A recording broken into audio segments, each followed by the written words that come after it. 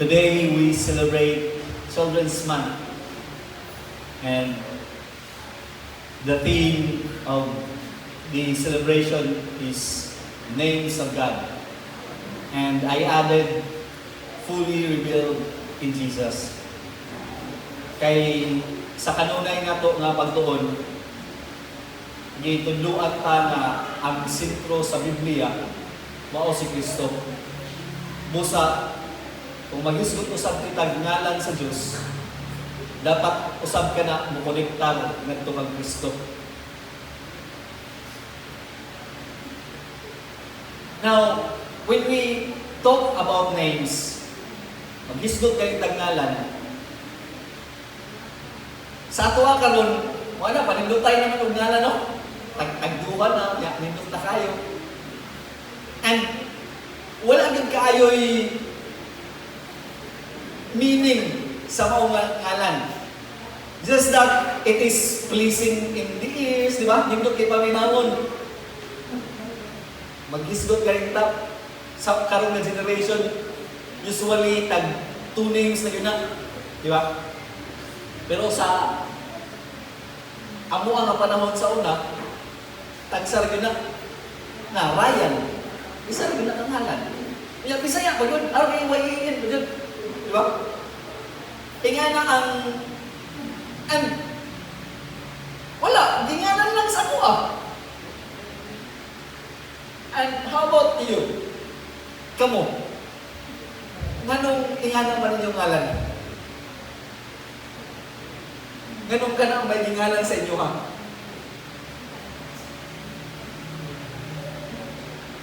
Si Cain Ray, gingalan na niya, Cain Ray, tungod kay, we consider it God's grace, si Cain.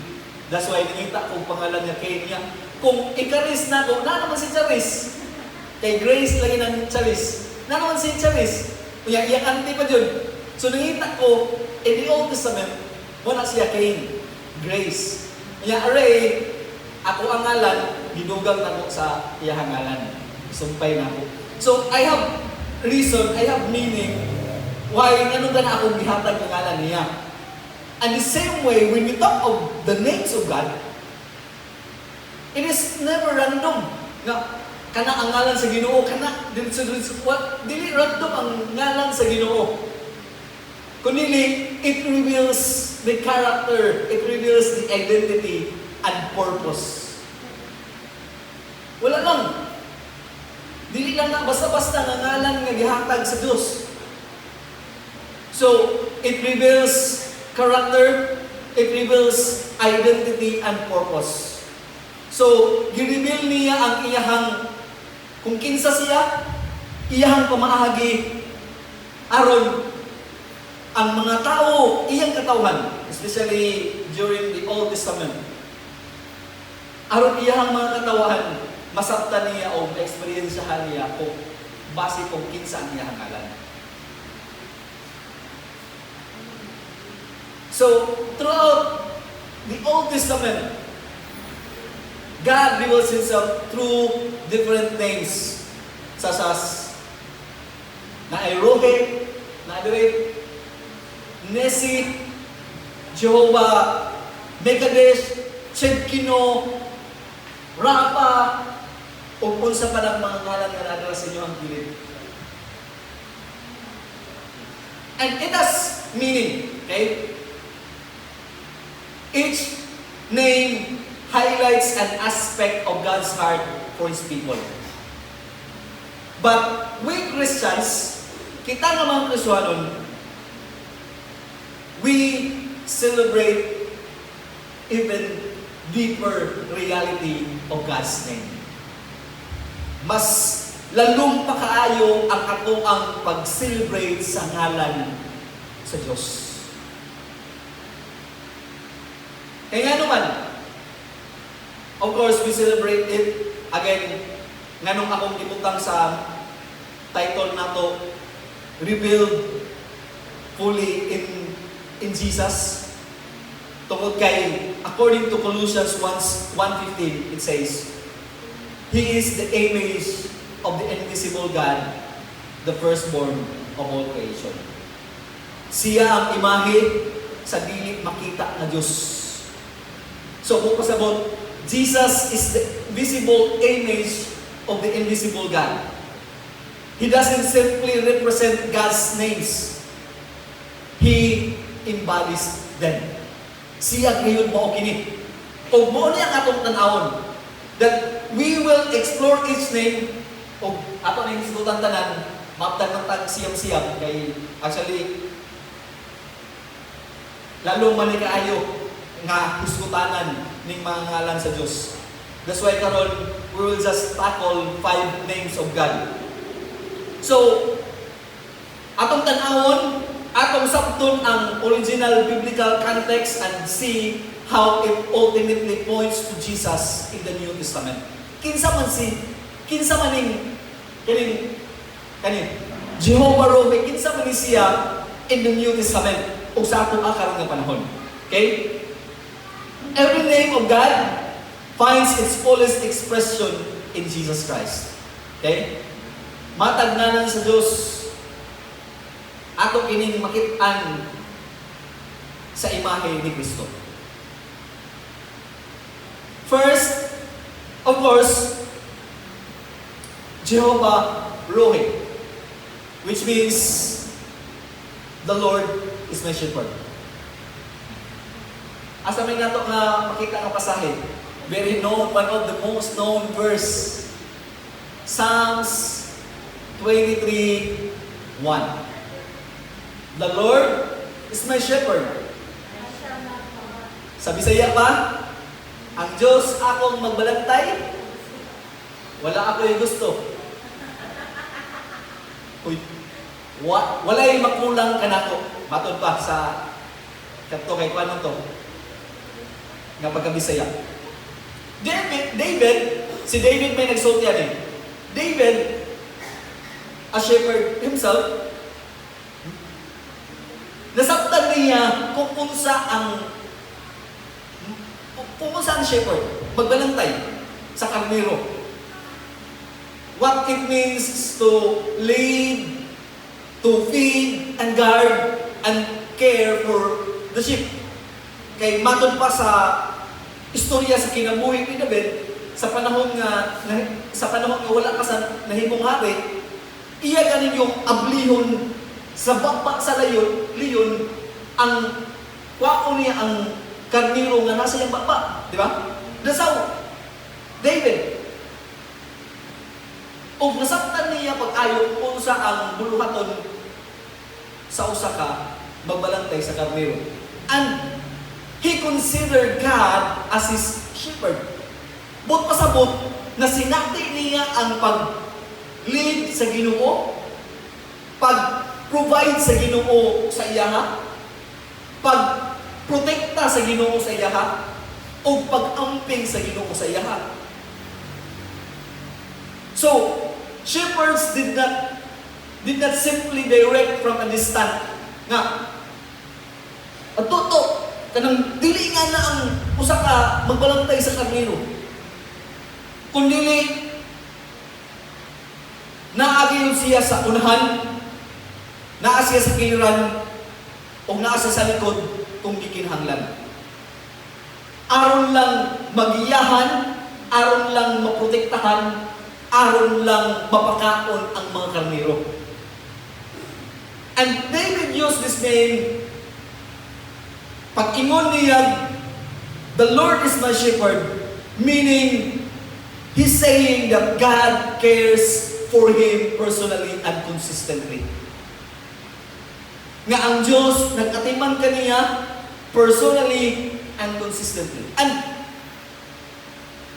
let us bear this in our mind, that when David say, the Lord, kanang Lord diha, that is from the Hebrew word Elohim. And that word is used by the Jewish people to name their God. Mao ni siya gigamit nila sa pagngalan sa ilahang Diyos. Mga Hudiyo, okay? But pasabot, kini nga pasahe, Dili nga para ako Kaya nga naman, in the first place, dili man nato Diyos ang Diyos sa mga Hudiyo. Okay? Kaya wala mangyutay kinaunan, wala mangyutay Diyos.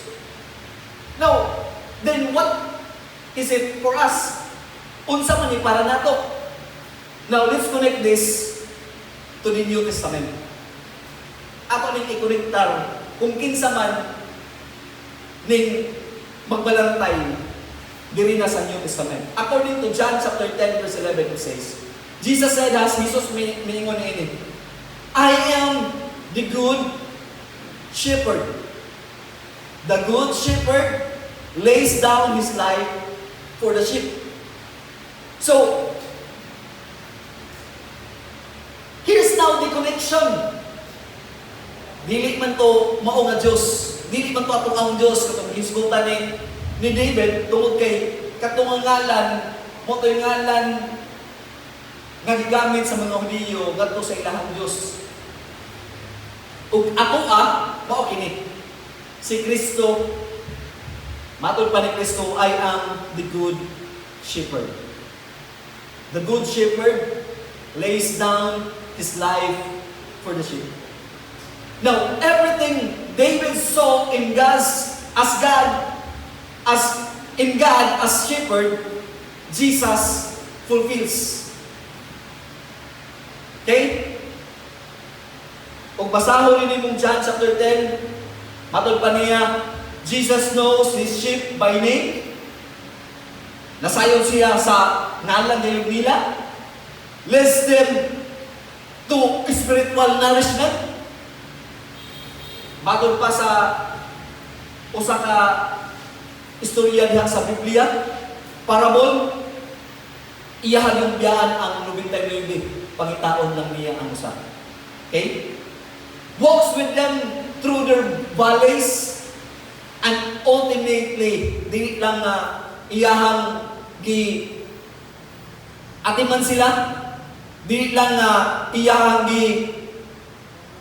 gilid sila, kundi He lays down His life to save them. Iyaha yung gihatag ang iyahang kinabuhi sa pagsalbar nila. And no shepherd in the Old Testament ever died for his sheep. Only Jesus did it.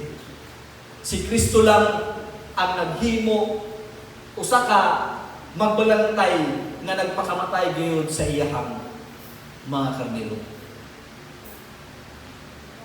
And isn't it comforting that Jesus is our rohe, our shepherd, nga dili lang nagatiman, wala lang niya tanbo ang atong gikinahanglan, wala lang ta niya gigiyahan, kundi nagpakamatay gayud siya alang kanato. That's why matag adlaw, matag karon ug niya, when David say, the Lord is my shepherd, iyang gisumpayan, I shall not want. It means David is satisfied. David is contented to what God has provided nga niya. And if you look at the life of David, na may ups and downs sa life. Samot na atong panahon nga padong pa lang siya mahimong hari. Nagtagong-tagong na siya bisan nasan. Dili maayo ang iyang kayutang. But again, David say, the Lord is my shepherd. I shall not want. Buto sa buto. Pwede ta mahimong kontento bisan gagmay lang ng mga butang. Kaya nga naman, wala man nakabase sa mga butang ang ato ang contentment. Satisfaction, wala man ni anang mga butang. Kundi naaman sa iyang gihisbutan nga mao ang Diyos, the Lord. The Lord is my shepherd. Sa Diyos na ngadto kaniya ang ato ang pagkakontento dili sa mga butang niining kalibutan. Look at John D. Rockefeller, one of the kanang richest man ever in the history. Matod pa niya, I want more. But pasabot, wala din sa mga butang niining kalibutan ang ato ang pagakontento kundi naa sa Dios nga atong magbalangitay. Naa ganiya o dili gyud satisfy ang atong kasing-kasing sa pagbaton sa mga butang niining kalibutan. Kundi ngadto lamang gayud kaniya. The only way or ang makasatisfy lang sa human heart is His Creator. Okay? Ang makahimo lang sa pagsatisfy sa kasing-kasing sa tao, ang Diyos nga magbuhat lamang. So, because Jesus is our shepherd, we can confidently follow His voice, knowing He lovingly leads us into safety, strength, and fullness of life.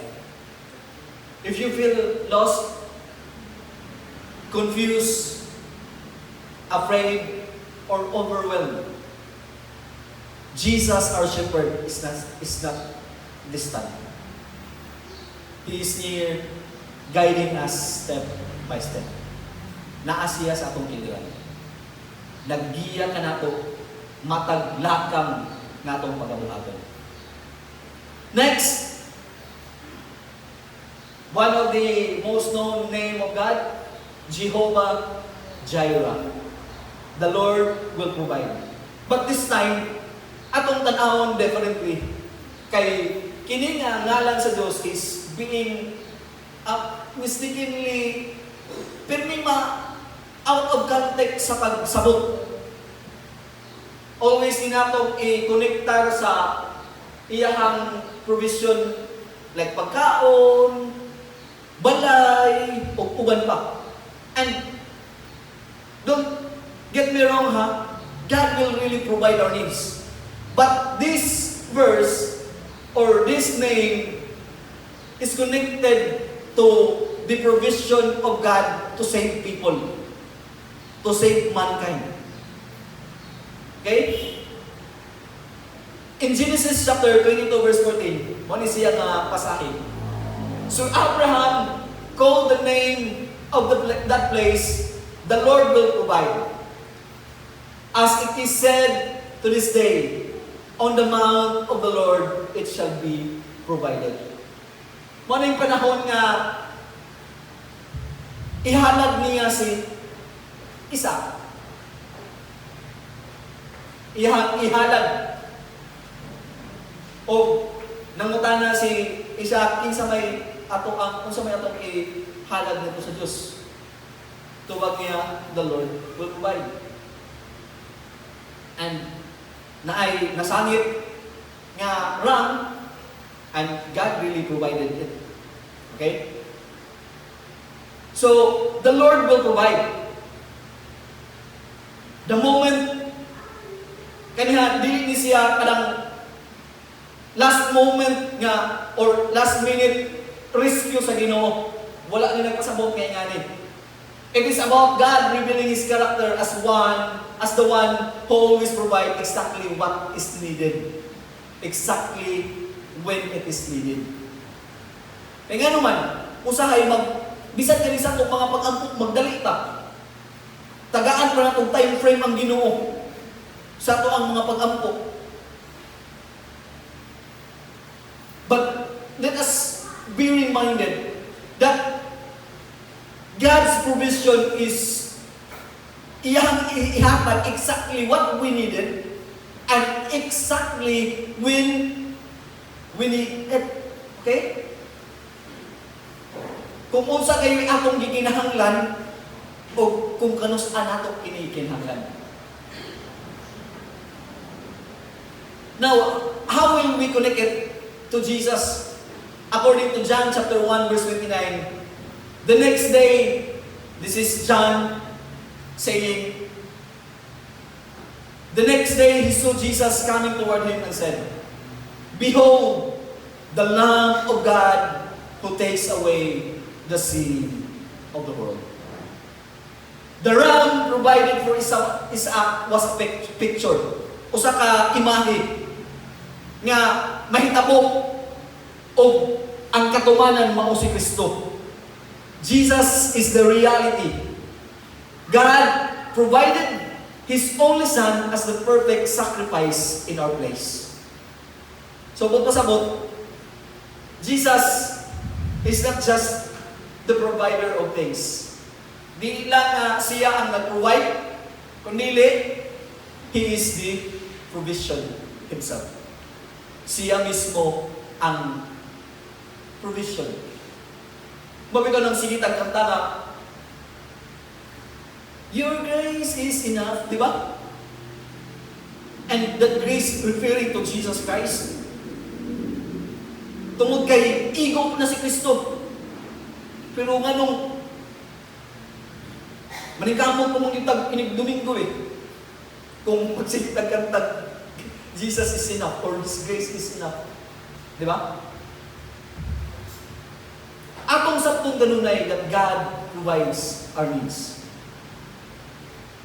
Exactly what we needed, exactly when we needed.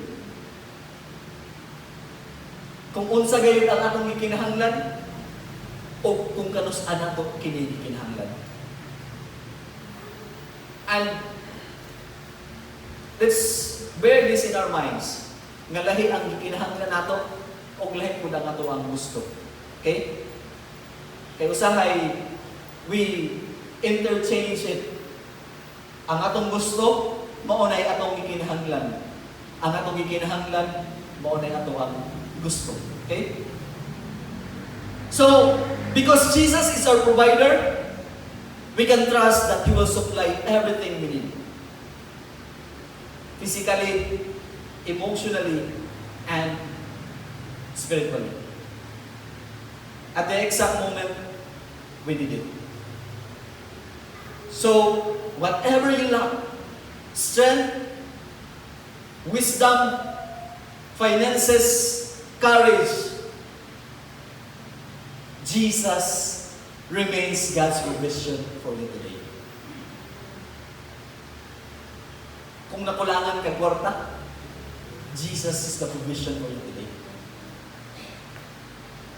Nakulangan ka kaalam, Jesus is the provision for you today. Saan wala na ako si Kristo? Kwarta akong kinahanglan. Di ba? Usahay, balingadan na po ang kuwan. Asa na itong imong pagkanta ng your grace is enough No? Usahay ba? Kanang balik, contradicting ang ato ang depending kung unsay ato ang panginahanglan, no? Makukoy. Tagap. Nag-contradict ang ato ang mga statements depending sa ato ang mga kinahanglan. Truth will remain. Should remain. Despite or regardless of what is our situation. If the grace of God is enough, bisan pa og muratag pobre na kay takatanaon, still the grace of God is enough.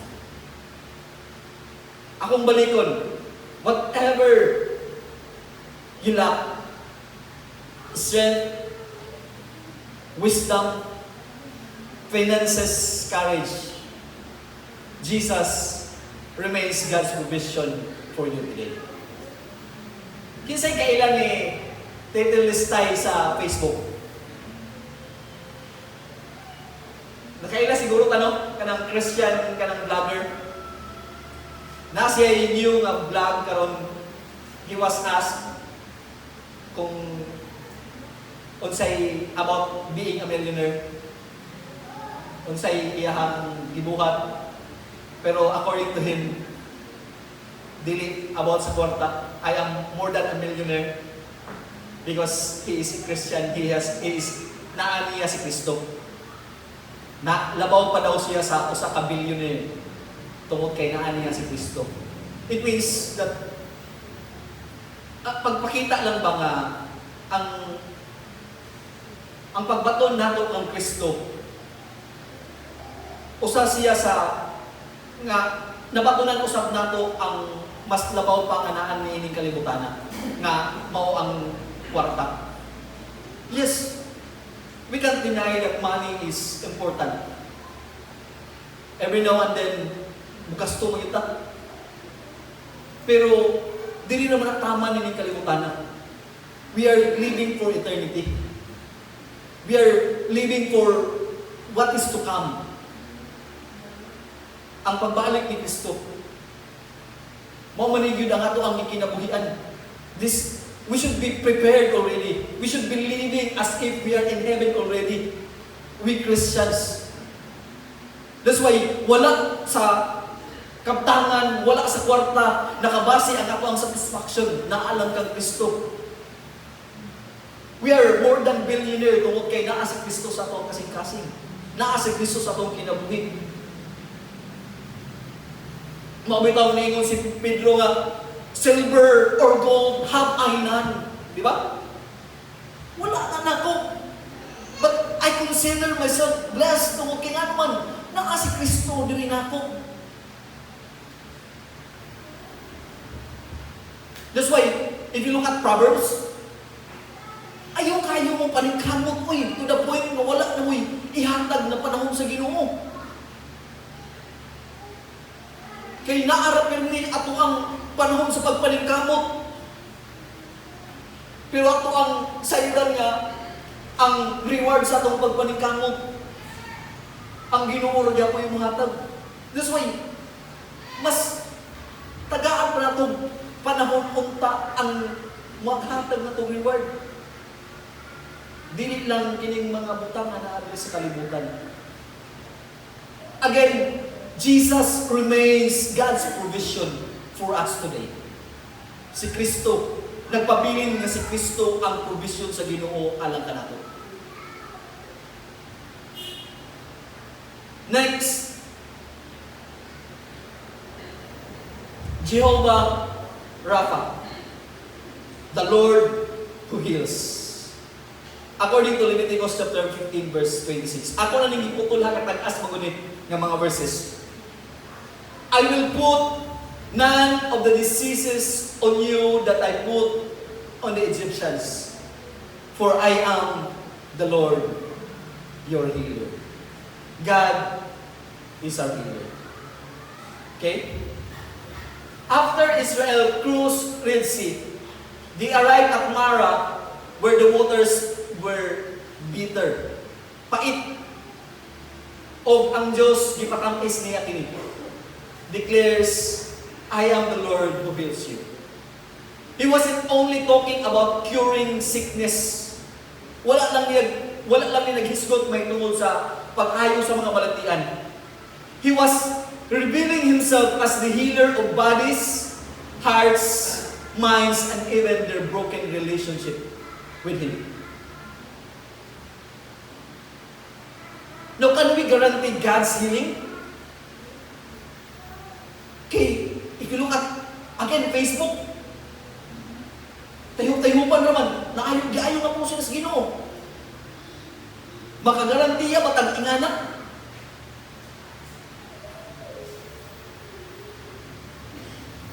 Of course, there's no question whether God can heal.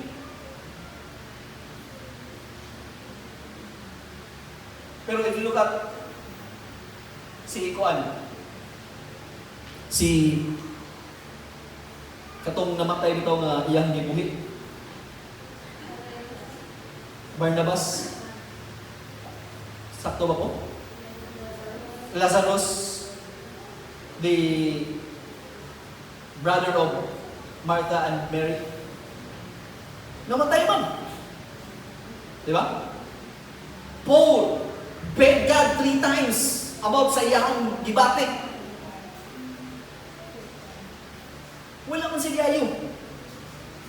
Anong sa may tubag ni Pablo sa panahon sa iyang pag-ampo sa Ginoo 3 times? He begged God. And imagine before beg, grabe yun, iyan yung ginagawa ang Ginoo. Pero sa may gayon ni Pablo, your grace is enough for me. Igo na ang grasya sa Ginoo.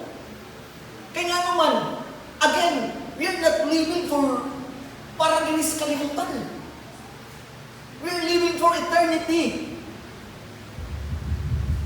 Eternity means wala na ni 1/4 ng atong ang gibati karon. Atong gikinabuhi ginis kalimutan. That's why ang ato ang pagkinabuhi diri is a preparation for heaven supposed to be.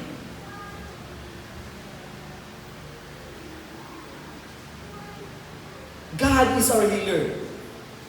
Ang Diyos atong mag-aayo. Now, let's connect this to Jesus Christ. Ngayon siya, Isaiah 53:5.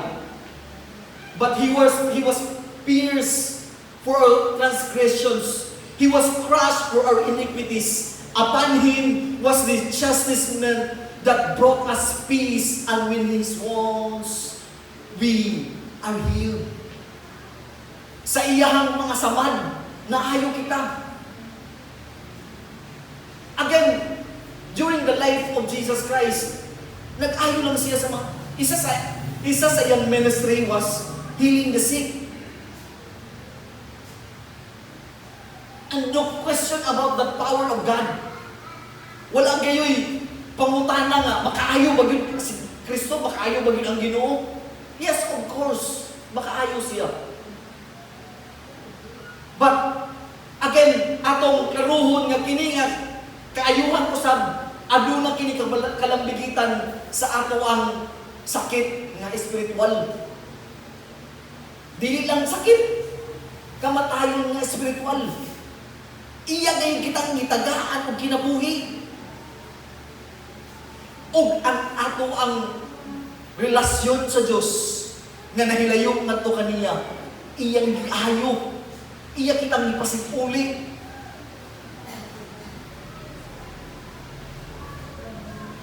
Pinaagi sa krus, Jesus heals our hearts, our minds, and relationship with God. Siya ang atong mag-aayo.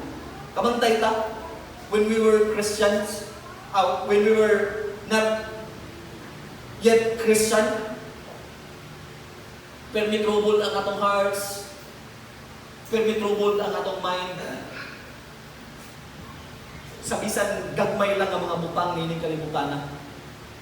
But when we come to the point nga naa na taliha ang Kristo, ang atong kasing-kasing napasigulit ngadto kaniya, ang atong hunahuna napasigulit ngadto kaniya, there's peace.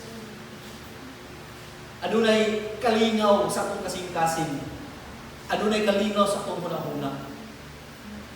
Labaw sa tanan, napasigulit ang ato ang relasyon ngadto kaniya. That is healing. Mao kana nga kayuhan. Kay kung maghisgot tag kayuhan, anong naa naman tayo maintenance karon? No, anong maintenance man yun? Ganong dili man ayo.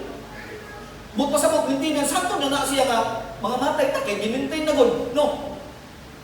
Naa ang atong mga balatian. But the good thing here is ang kalinaw sa Diyos, nga siya ang ato ang mag-aayo, pirmi mo guard sa atong kasing-kasing kung huna-huna. That's why if you look at this, upon him was the chastisement and brought us peace. Ang kalinaw o ang iyahang kayuhan, mag-uban nato. Mag-uban yun na siya.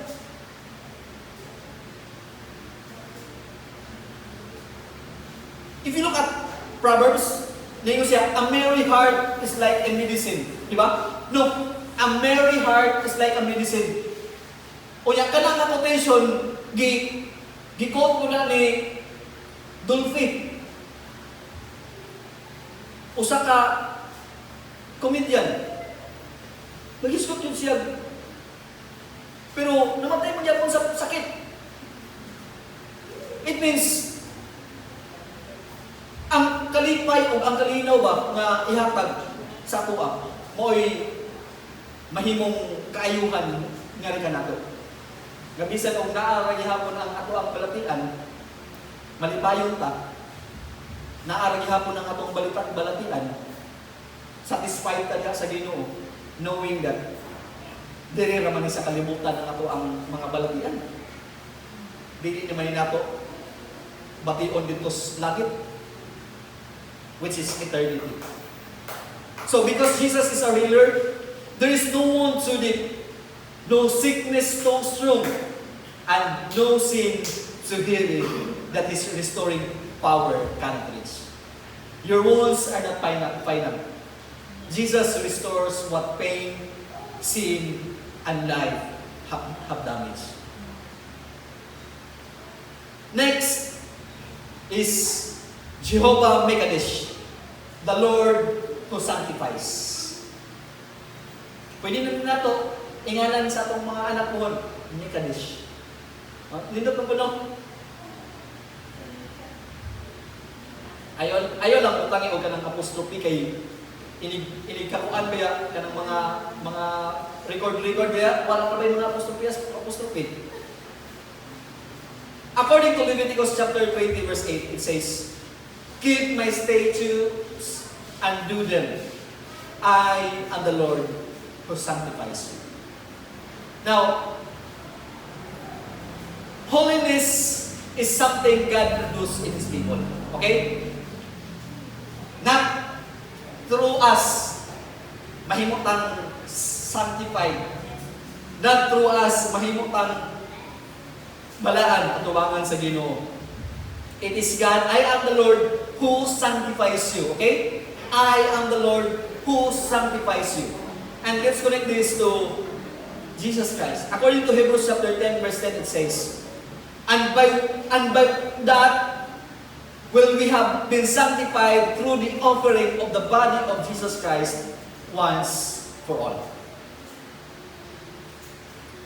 Everywhere Jesus went, He healed the sick, restored the broken, and forgave sins.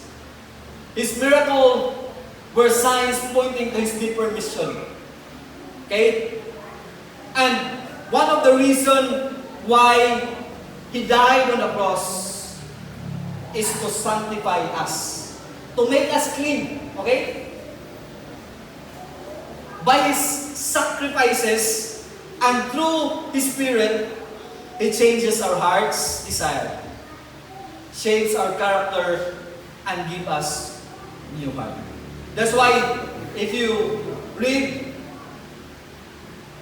1 Corinthians chapter 5 verse 17, anyone who is in Christ is a new creation. The old has gone, the new has come. Ang gamatayon ni Kristo, matag adlaw naghimong kanato nga bago. And because Jesus is our sanctifier, we are not trapped in who we were. Ingana gyud ka sa una ba ka ingana ka? No. Bago na ka. He's continually making us holy, purposeful, and new. Doon na katuyuan ang ato ang kinabuhi. O bago na kini atong kinabuhi. O nahimo lamang kini tungod sa kamatayon ni Kristo dito sa krus sa Kalbaryo. You don't have to remain who you were. Jesus is actively shaping you into His likeness. Saman, nga na ba'y kalahian sa atong kinabuhi? Dako na kayo no?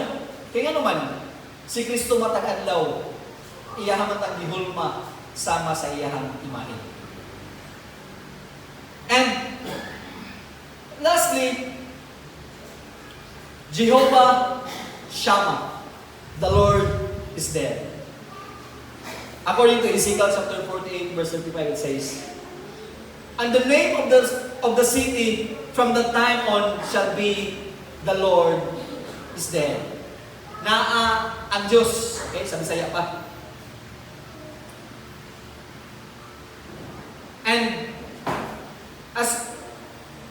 i-connect sa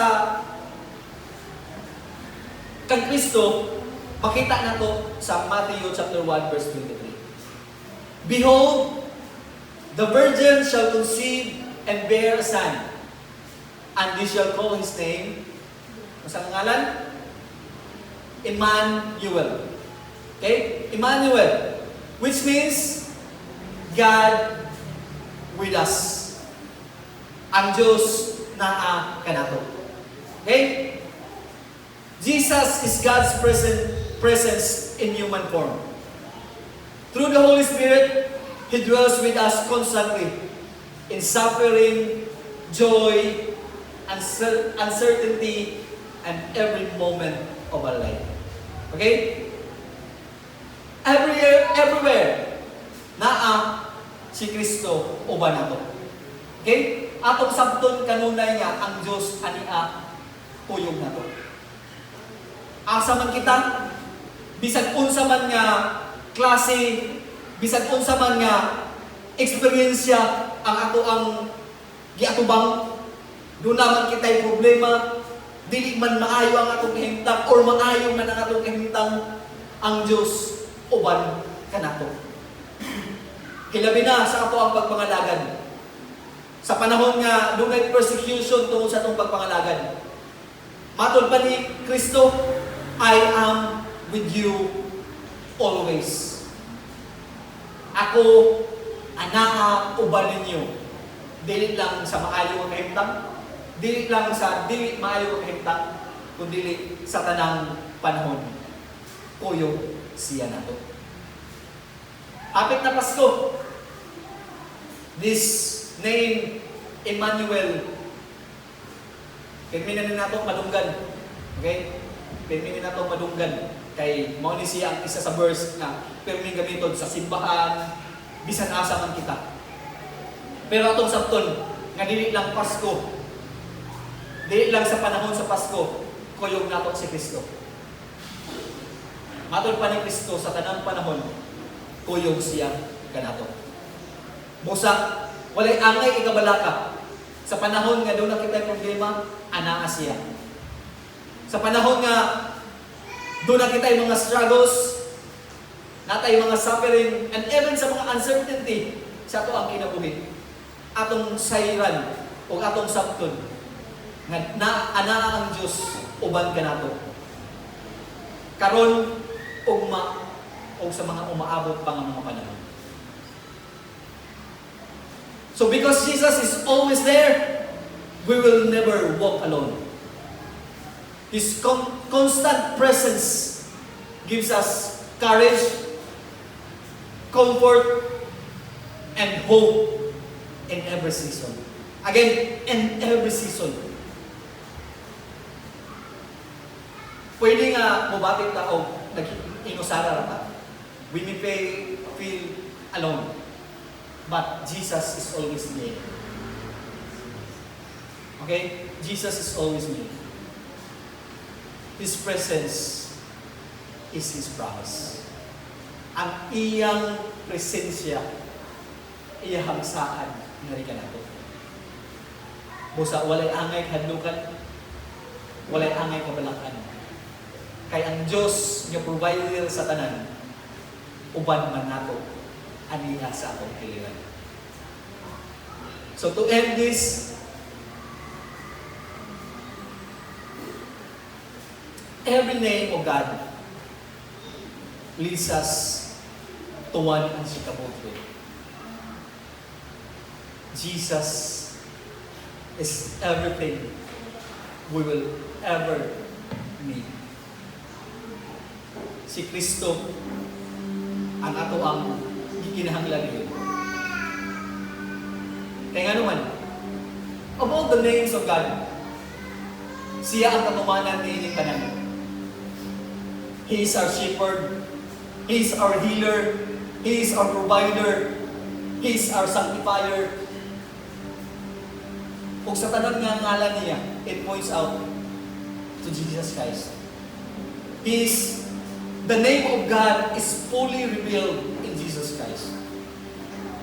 That's why sa panahon sa atong mga panginahanglan, sa panahon sa kawadon, sa panahon sa ato ang problema, uncertainty, kung unsay may kamuugma, kung unsay ako ang kaunon ugma, asa man ko manguha ani, asa man ko manguha ato. Let us always remember that Jesus is everything we will ever need. Siya ang mag-provide sa atong mga kinahanglan. Siya ang mag-ayo sa atong mga balatian. Siya ang naghimo kanato nga bag-o matag adlaw. Pusa, ngadto lamang kita damo kaniya. O wala na ilahin pa. Kay siya may makahatag nato dining mga butang. Again, Jesus is everything we will ever need. Mayong buntag na to.